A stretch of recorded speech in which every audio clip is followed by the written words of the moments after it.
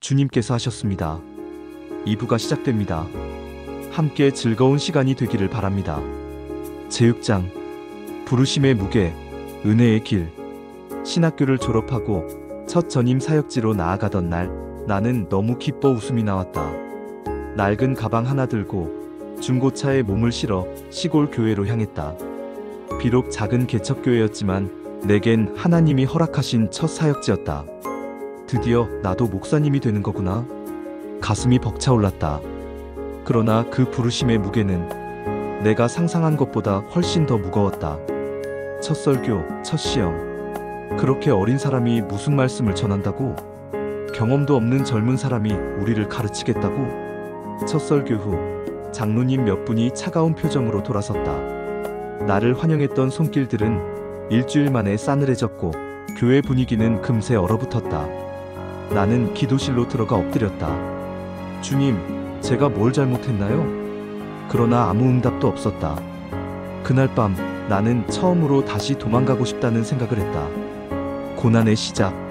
성도 가정의 중한 병자에게 기도하러 간 날, 가족은 기대에 찬 눈빛으로 내게 말했다.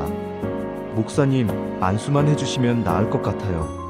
하나님이 능력 주시죠? 나는 떨리는 손으로 기도했다. 주여, 이 영혼을 살려주십시오. 그러나 며칠 후 그분은 세상을 떠났다. 장례식장에서 그 가족은 말없이 나를 지나쳤다. 그 뒷모습이 비수처럼 가슴을 찔렀다. 주님, 왜 아무 일도 일어나지 않으셨습니까? 왜 저를 쓰신다고 해놓고 침묵하십니까? 눈물로 기도해도 그날엔 하늘도 울지 않았다. 회심의 밤. 실패가 쌓이고 사람들의 시선이 날카로워질수록 내 안에선 하나님의 부르심마저 의심하게 되었다. 내가 목회를 감당할 그릇이 아니었던 걸까? 고개를 떨구고 기도실 바닥을 적시던 밤, 주님께서 내 영혼 깊은 곳에 말씀하셨다. 너는 내 것이다. 너는 말씀을 전하기 위해 태어났다. 내가 부른 자는 내가 세운다. 그 말씀 앞에서 나는 모든 자책을 내려놓았다. 내 실패 속에서도 사람들의 인정이 없을지라도 주님이 나를 부르셨다는 그 사실 하나면 족하다는 고백. 은혜의 열매. 몇 달 후 한 청년이 교회 문을 두드렸다. 낯익은 얼굴이었다. 과거 나처럼 외롭고 방황하던 아이였다. 목사님, 살고 싶지 않았는데 목사님 설교 듣고 마음이 달라졌어요. 기도 좀 해주실 수 있어요? 나는 놀라고 감사했다. 작은 설교 한 편, 누군가에게는 생명의 빛이었다. 그날 밤 나는 조용히 무릎을 꿇고 속삭였다. 주님, 제가 어떤 열매를 맺는지조차 모를 때도 누군가의 마음에 씨를 심게 하신 분, 주님께서 하셨습니다. 제7장 눈물로 심는 자, 기쁨으로 거두리라. 눈물로 씨를 뿌리는 자는 기쁨으로 단을 거두리로다. 시편 126편 5절. 작은 시골 교회에서의 사역은 누구에게도 자랑할 만한 화려함이 없었다. 화장실은 얼어붙고 겨울엔 난방비조차 부족했다. 그러나 그곳엔 은혜가 있었다. 말씀을 붙들고 우는 성도가 있었고 매 예배마다 작은 부흥이 있었다. 내가 기대했던 결과는 아니었지만 하나님은 그분의 방식으로 일하고 계셨다. 눈물로 심은 씨. 주일 아침 예배 시작 10분 전 성도는 단 2명뿐이었다. 그날따라 가슴이 너무 무거워 설교 원고를 손에 든 채 강단에 서지 못했다. 주님, 오늘은 설교할 수가 없습니다. 제가 너무 비참합니다. 어쩌면 제가 여기에 있을 사람이 아닌지도 모르겠습니다. 그때 문이 벌컥 열리며 한 가족이 들어왔다. 여기 교회 맞나요? 새 아이를 데리고 들어온 젊은 부부. 그들은 말했다. 사실 저희는 한 번도 교회를 다녀본 적이 없어요. 그런데 요즘 마음이 너무 힘들고 답답해서 혹시 이 조용한 시골 교회에서 위로를 얻을 수 있을까 하는 마음으로 왔어요. 나는 할 말을 잃었다. 주님은 내가 포기하려 했던 바로 그 순간에도 누군가의 마음을 준비하고 계셨던 것이다. 작은 부흥. 그 가정이 오고 나서 교회는 달라지기 시작했다. 아이들의 웃음소리가 들렸고 젊은 부부는 다음 주엔 친구 부부를 데려왔다. 주중 성경 공부도 열렸다. 한 번은 그들이 집에 불러 식사를 대접해주며 말했다. 목사님, 저희는 목사님처럼 말씀을 전하는 사람이 정말 존재한다는 걸 처음 알았어요. 지쳐있던 저희 부부에게 하나님이 숨을 불어넣어 주셨습니다. 그 말을 듣는 순간 나는 참았던 눈물을 터뜨리고 말았다. 그동안 수없이 던졌던 무의미한 설교들이 결코 헛되지 않았다는 사실을 깨달았다. 기쁨으로 거두다. 어느 여름 수련회 한밤중 캠프파이어 앞에서 청년 한 명이 나에게 다가와 말했다. 목사님, 저 예전에 자살 시도했던 사람이에요. 근데 목사님 간증 듣고 처음으로 살아보고 싶다는 생각이 들었어요. 그 고백은 내 지난 모든 눈물의 대가였다. 그가 살아난 것이 아니라 내가 살아난 순간이었다. 예배당 맨 뒷자리에 앉아 나는 조용히 중얼거렸다.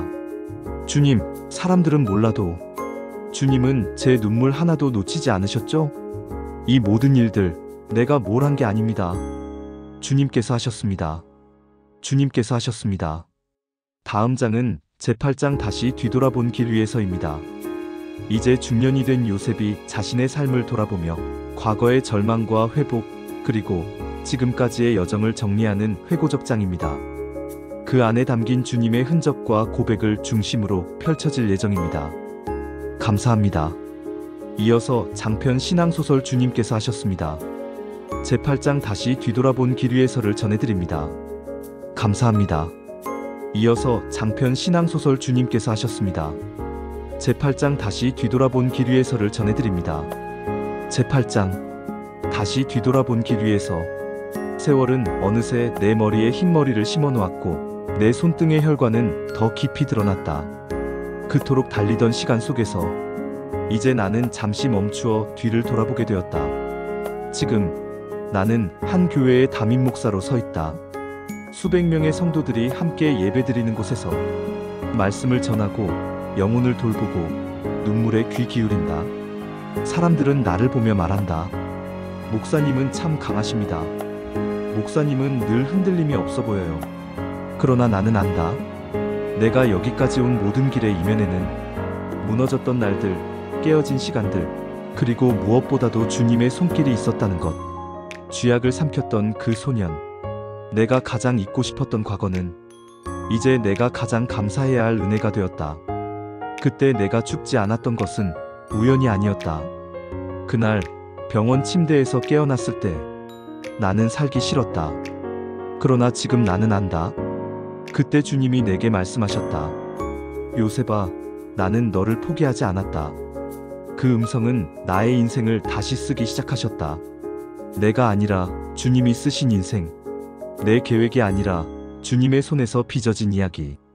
눈물로 읽던 성경을 펼칠 때마다 내 영혼이 회복되었다. 때로는 말씀 한 구절이 밥 한 끼보다 더 간절한 위로가 되었고, 기도 중 흘린 눈물은 그 어떤 말보다도 더 깊은 찬양이 되었다. 수많은 시편 중 내가 가장 사랑하게 된 구절은 이 말이었다. 내가 환난 중에 여호와께 부르짖었더니 여호와께서 응답하시고 나를 넓은 곳에 세우셨도다. 시편 1185.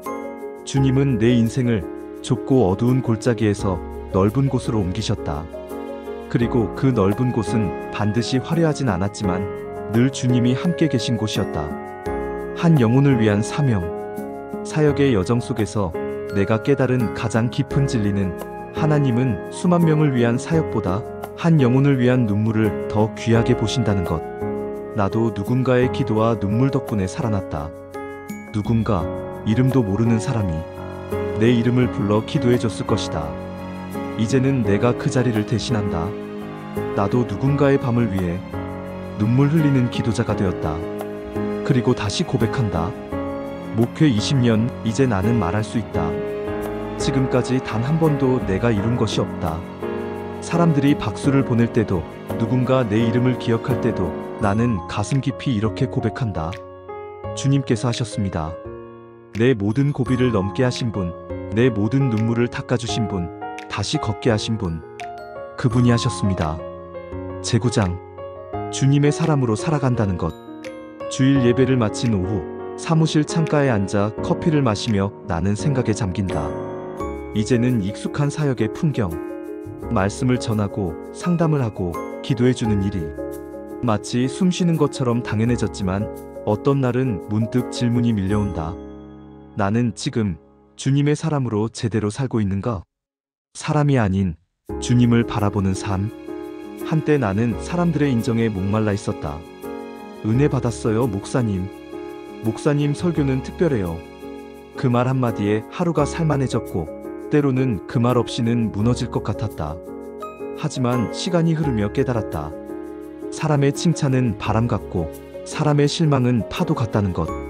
오늘 박수치던 이가 내일은 비난했고 진심으로 기도해준 성도에게도 상처받을 날이 오곤 했다. 그때마다 나는 다시 무릎을 꿇고 외쳤다. 주님, 제가 사람을 향한 눈을 거두게 해주시고 오직 주님만 바라보게 해주십시오. 그 기도는 나를 지켰고 주님의 사람으로 살아가는 기준이 되었다. 사역의 무게는 크고 마음은 가벼워야 한다. 사역은 무겁다. 한 영혼의 인생이 기도 한마디, 조언 한 줄에 달려있을 때도 있다. 실수할까 두렵고 내 한마디가 상처가 되진 않을까 매번 조심스럽다. 그러나 그런 무게 속에서도 나는 마음을 가볍게 해야 한다. 왜냐하면 그 영혼을 진짜 책임지는 분은 내가 아니라 주님이시기 때문이다. 나는 다만 주님의 통로일 뿐, 그분의 손과 발이 되어 한 걸음씩 걷는 자일 뿐이다. 목회를 포기하고 싶었던 밤. 사역 17년 차. 교회 내 분열과 갈등, 경제적 위기, 그리고 악성 루머로 인해 나는 큰 시험에 들었다. 한밤중 아무도 없는 예배당에 들어가 십자가 앞에 앉았다. 주님, 저 이제 그만하고 싶습니다. 너무 지칩니다. 이 사역 저 아닌 다른 사람이 하는 게 더 낫겠습니다. 그때 성경책이 열려진 자리에서 말씀이 보였다. 그러므로 형제들아, 견고하며 흔들리지 말며 항상 주의 일에 더욱 힘쓰는 자들이 되라. 이는 너희 수고가 주 안에서 헛되지 않은 줄을 알미라. 고린도전서 1558. 그 말씀 앞에서 나는 다시 무릎 꿇었다. 주님, 주님께서 하셨습니다. 그리고 앞으로도 주님께서 하실 것입니다. 주님의 사람으로 남는다는 것. 나이가 들어갈수록 명예나 성취보다 더 간절한 소망이 생겼다. 끝까지 주님의 사람으로 남는 것. 세상 앞에서 당당한 목사보다는 하나님 앞에서 무릎 꿇는 예배자가 되고 싶다. 누가 뭐라 해도 주님의 이름을 부끄러워하지 않는 종으로 남고 싶다. 그래서 나는 오늘도 기도한다. 주님, 끝까지 주님의 사람으로 살게 해주십시오. 내 이름이 아니라 주님의 이름만 남게 해주십시오. 제10장. 주님께서 하셨습니다. 햇살이 창문 사이로 포근히 스며든 어느 봄날 아침, 나는 오래된 책상에 앉아 하얀 종이 한 장을 꺼냈다. 벌써 은퇴를 앞두고 있었다. 수많은 주일을 지나며 눈물로 말씀을 전했던 강단도, 무릎 꿇던 좁은 기도실도 이제는 다른 누군가에게 물려줄 때가 되었다. 나는 천천히 펜을 들어 내 삶의 마지막 설교를 써내려가기 시작했다.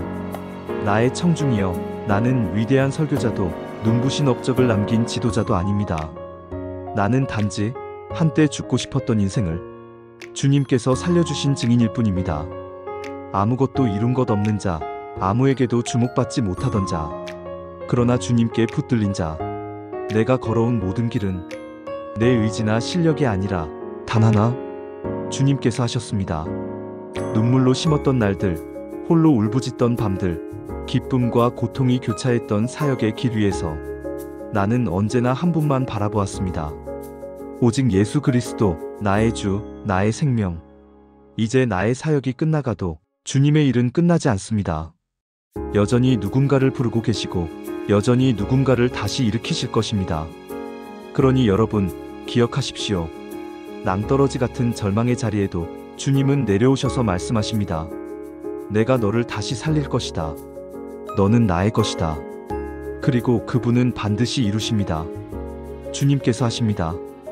이 한마디가 내 평생의 고백이며 내 마지막 설교입니다. 요셉 목사드림. 마지막 설교 원고를 덮고 나는 조용히 창밖을 바라보았다. 벚꽃잎이 바람에 흩날리고 있었다. 한때는 목숨조차 버리고 싶었던 내가 이토록 고요하고 평안한 하루를 맞이하고 있었다. 눈을 감고 기도했다. 주님, 이 모든 날들을 감사드립니다. 살려주시고 붙들어주시고 끝까지 함께하신 주님, 정말로 주님께서 하셨습니다. 은혜가 되셨으면 하는 마음 간절합니다. 끝까지 시청해주신 모든 분들께 감사의 인사를 전합니다.